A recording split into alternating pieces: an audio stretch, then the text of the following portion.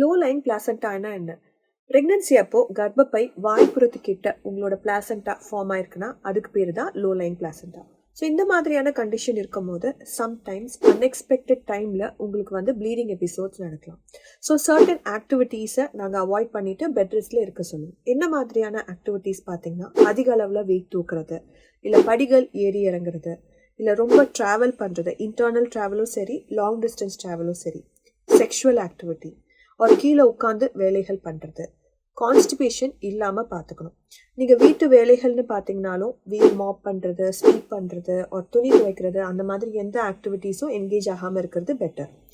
Cooking பண்ணலாமான்னு நிறைய பேர் கேட்பாங்க. உங்களால் ஒரு 30 மினிட்ஸ்க்குள்ளே ஒரு ஸ்மால் லெவல் ஆஃப் குக்கிங் முடிச்சிட முடியும், ரொம்ப ஸ்ட்ரெயின் பண்ணாமல் நீங்கள் தாராளமாக குக்கிங் பண்ணலாம், ப்ரொவைடட் உங்களுக்கு ஒரு லாஸ்ட் 2 வீக்ஸில் எந்த விதமான ப்ளீடிங் எபிசோட்ஸும் இல்லைன்னா. தேங்க்யூ.